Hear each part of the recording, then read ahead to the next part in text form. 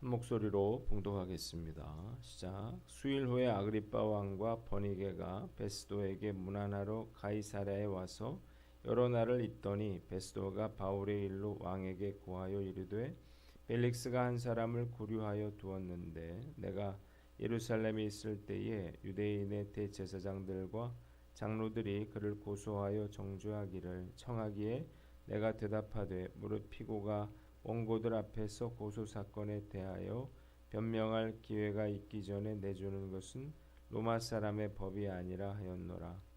그러므로 그들이 나와 함께 여기 오매 내가 지체하지 아니하고 이튿날 재판 자리에 앉아 명하여 그 사람을 데려왔으나 원고들이 서서 나의 짐작하던 것 같은 악행의 혐의는 하나도 제시하지 아니하고 오직 자기들의 종교와 또는 예수라 하는 이가 죽은 것을 살아있다고 바울이 주장하는 그 일에 관한 문제로 고발하는 것뿐이라. 내가 이 일에 대하여 어떻게 심리하는지 몰라서 바울에게 묻되 예루살렘에 올라가서 이 일의 신문을 받으려느냐 한즉 바울은 황제의 판결을 받도록 자기를 지켜주기를 호소하므로 내가 그를 가이사에게 보내기까지 지켜두라. 명하였노라 하니 아그리빠가 베스도에게 이르되 나도 이 사람의 말을 듣고자 하노라. 베스도가 이르되 내일 들으시리이다 하더라. 이튿날 아그리빠와 버니게가 크게 위험을 갖추고 와서 천부장들과 시중의 높은 사람들과 함께 접견 장소에 들어오고 베스도의 명으로 바울을 데려오니 베스도가 말하되 아그리빠 왕과 여기 같이 있는 여러분이여 당신들이 보는 이 사람은 유대의 모든 무리가 크게 외치되 살려두지 못할 사람이라고 하여 예루살렘에서와 여기서도 내게 원하였으나 내가 살피건대 죽일 죄를 범한 일이 없더이다. 그러나 그가 황제에게 상소한 고로 보내기로 결정하였나이다.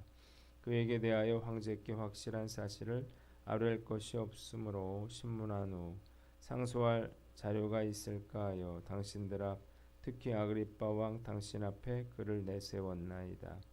그 죄목도 밝히지 아니하고 죄수를 보내는 것이 무리한 일인 줄 아나이다 하였더라. 아멘. 오늘은 사도행전 25장 말씀을 가지고 베스도의 잠언 이런 제목으로 묵상 나눔하도록 하겠습니다.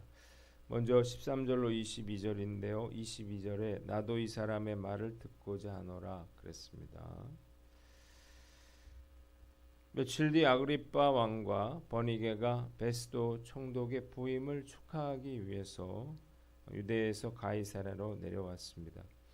당연히 총독이 왕에게 인사를 가야 되지만 이스라엘이 로마의 식민지이기 때문에 실권을 가진 총독에게 유대 왕이 인사를 온 것입니다.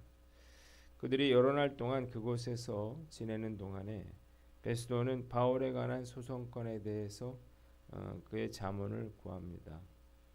전임 총독 벨릭스가 가두어 놓은 바울이라고 하는 사람이 있는데 유대인들이 그를 죽이기 위해서 여러 가지 죄목으로 고발을 했다는 거예요.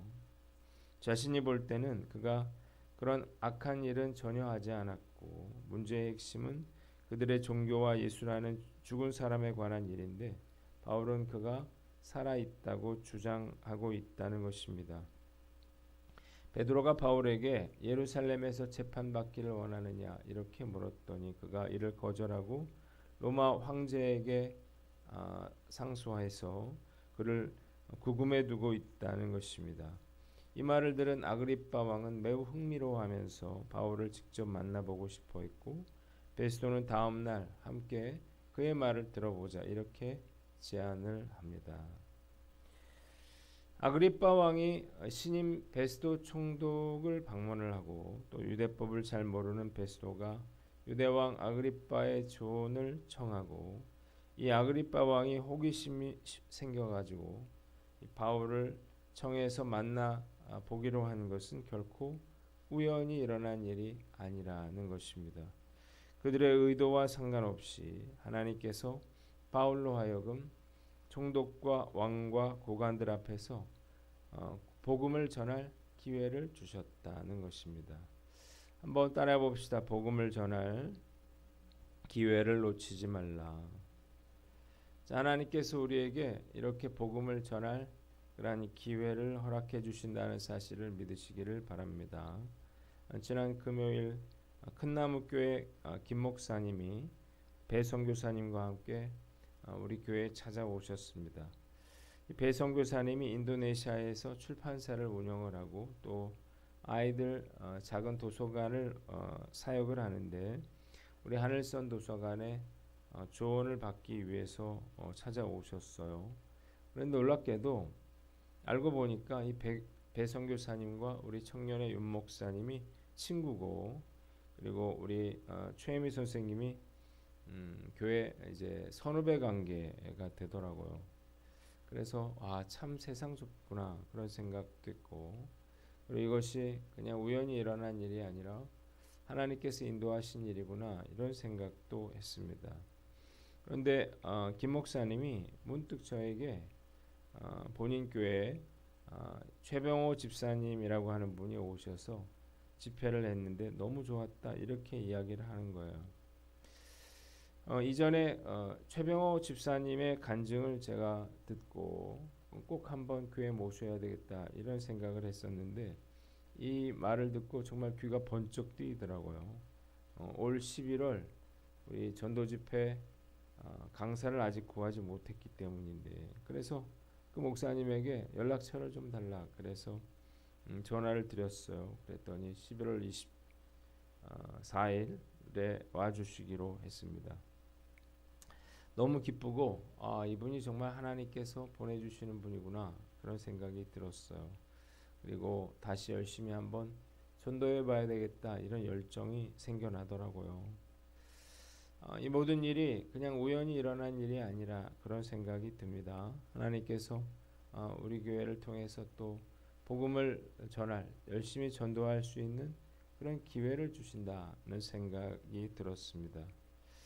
우리가 전도에 관심을 가지고 살다 보면요 이렇게 하나님께서 우리가 전도할 수 있는 기회도 허락해 주시고 또 만나야 할 그런 영혼들을 만나게 해주시고 또 이 일에 우리를 사용해 주시는 것입니다.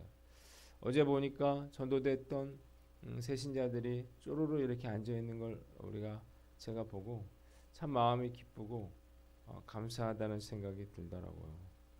우리가 이 믿음과 확신을 가지고 복음을 전할 기회를 놓치지 않는 저와 여러분들 되시기를 주님의 이름으로 축원합니다. 두 번째는 23절로 27절인데 23절을 봅니다. 아그리빠와 버니게가 크게 위험을 갖추고 와서 그랬습니다. 다음 날이 됐어요. 아그리빠와 버니게가 위험을 갖추고 천부장들과 그 도시의 고관들과 함께 공청실로 들어오자 베스도가 바울을 끌어냅니다.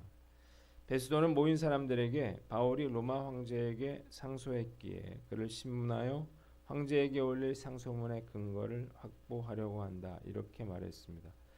죄목도 없이 죄수를 보내는 것은 이치에 맞지 않는 그러한 일이기 때문이에요. 자, 이 자리에 베스도 왕과 또 베스도 총독과 아그리빠 왕 그리고 베니게라고 하는 여인 앞에 사도 바울이 끌려 나오게 됩니다. 자, 이들이 어떤 사람인가 우리가 한번 생각해 봐야 되는데 첫째 베스도 총독입니다. 그는 매우 정치적인 사람이었습니다. 얼핏 보면 재판의 공정성을 기하는 것처럼 보이지만 그렇지 않죠. 그는 바울의 무죄함을 알면서도 바울을 풀어주지 않았습니다. 그리고 바울을 죽이려고 하는 사람들이 예루살렘에 가득하다라고 하는 사실을 알면서도 이 바울을 예루살렘으로 보내서 유대인의 환심을 사려고 했습니다. 그의 관심은 정의가 아니라 자신의 안위였어요. 그는 바울이 그의 출세길에 방해가 되지 않기만을 바라고 있는 것입니다. 두 번째는 아그리빠 왕인데요. 그는 아그리빠 1세의 아들로서 로마 황실에서 교육받은 사람입니다. 그는 로마 식민지의 허수아비 왕임에도 불구하고 예루살렘 성전을 관리하고 대제사장 결정권을 가지고 있을 만큼 정치적인 술수가 뛰어난 사람이었습니다. 왜 아그리빠 왕이 사도 바울에게 관심을 가졌을까요? 아마도 사도 바울이 행한 그러한 놀라운 기적들 때문이에요. 기적을 베푸는 걸 보고 싶은 마음이 있었던 거죠. 그는 자신의 권력을 유지할 수만 있다면 로마 제국이 요구하는 어떤 것이라도 할 그러한 각오가 되어 있는 사람이었습니다. 세 번째 버니게라고 하는 여인인데 그는 전임 총독이었던 벨릭스 총독의 부인인 드루실라와 자매 관계였는데 희대의 요부였습니다. 친삼촌인 헤롯 왕과 결혼했다가 그를 버리고 길리기아 왕인 풀린 왕과 결혼을 하게 되어 이후에 또 그와 헤어진 후에 아그리빠가 왕이 되자 아그리빠와 불륜 관계를 맺게 되는데 놀라운 것은 그녀가 이 아그리빠 왕의 친누나였다는 것입니다. 그녀는 정말 극히 방탕한 그러한 여인이었습니다. 그런데 이런 자들이 크게 위엄을 갖추고 왔습니다. 화려한 의복과 장엄한 의식을 통해서 자신들의 권위와 위엄을 나타내려는 거죠. 그들의 속은 부도덕과 욕심과 죄악으로 가득 찼음에도 불구하고 그 권위와 위엄을 과시하기 위해서 겉모습만 그렇게 극히 화려하게 꾸미고 나타난 거예요. 이것은 사실 정말 가증스러운 일이었습니다. 이렇게 부도덕한 자들이 높은 자리에 앉아 바울을 재판하고 있는 것입니다. 그러나 바울은 어떤가요? 억울하게 감옥에 갇혀서 재판을 받고 있는 죄인의 신세이지만 그의 내면에는 정직과 풍성한 삶이 있고 어떤 핍박과 고난도 두려워하지 않는 당당한 그런 믿음의 거인이었다는 것입니다. 한번 따라해 봅시다. 하나님께 인정받는 사람이 되라. 자, 겉모습을 아무리 화려하게 꾸미고 있다 하더라도 그가 권력과 부를 누리고 있다 하더라도 그 안에 부정이 있고 우상숭배가 있고 불륜이 있고 하나님께서 원하시지 않는 것으로 가득하다면 그는 정말 아무것도 아닌 사람에 불과합니다. 그러나 비록 낮은 자리에 있고 고난과 어려움을 당하고 있더라도 사도 바울처럼 하늘에 대한 소망이 있고 예수 그리스도를 위해서 그렇게 최선을 다하고 있다면 그야말로 하나님께 인정받는 사람이고 정말 가치 있는 그런 인생이라고 하는 것입니다. 벨릭스 총독과 아그리빠 왕과 버니게처럼 세상의 성공과 부귀영화를 삶의 목표로 삼고 살아서는 안 됩니다. 도덕하고 또 쓸모없는 인생을 살게 되고요. 그리고 결국에는 하나님께 무서운 심판을 받게 되기 때문입니다. 세상이 나를 어떻게 평가하느냐? 이건 그리 중요하지 않죠. 정말로 중요한 것은 하나님께서 나를 어떻게 평가하느냐라고 하는 거예요. 그래서 우리가 악한 자가 성공하고 또 형통하고 부와 성공을 누리는 것을 부러워할 일이 아니라 우리가 하나님께 인정받는 사람이 되도록 그렇게 노력해야 한다는 것입니다. 우리 교회는 대부분 초신자들이 많고 그리고 어려운 분들이 많은데요. 그래서 교회 사역에 어려움이 있습니다. 그런데 제가 정말 감사한 건 뭐냐면 그래서 하나님께서 저에게 자주 그러한 놀라운 주님의 위로와 은혜를 부어주셨다는 거예요. 그래서 저는 생각을 해봤어요. 왜 하나님께서 특별한 이런 은혜들을 저에게 부어주셨나. 제가 깨닫게 된 건 우리 주님께서 낮은 곳에 임하시기를 기뻐하시기 때문이라는 사실을 깨달았습니다. 고통받는 자들, 또 상처받은 자들, 애통하는 자들, 그리고 불신자들, 초신자들 이런 사람들에게 주님께서 관심을 가지고 계시는 거거든요. 이들을 섬기고 이들을 돌보는 일을 하나님께서 기뻐하신다는 사실을 믿으시기를 바랍니다. 그래서 낮은 곳에 있는 것이 바로 진짜 축복이고 하나님의 은혜가 되는 거예요. 돈 많고 성공한 사람들, 자기 멋대로 죄 가운데 살아가는 사람들 가운데는 그 하나님의 임재하심이 없고 하나님의 동행하심이 없다는 사실을 우리가 알아야 하는 거예요. 자, 오늘 난 어떤가요? 그런 사람들을 혹시 부러워하고 또 그로 인해서 우리가 혹시 낙심하고 또 좌절하고 있지는 않는가요? 세상의 명예와 성공이 아니라 우리가 하나님께서 인정하시는 그 길로 우리 묵묵히 믿음으로 달려나가는 저와 여러분들 되시기를 주님의 이름으로 축원합니다. 기도하겠습니다.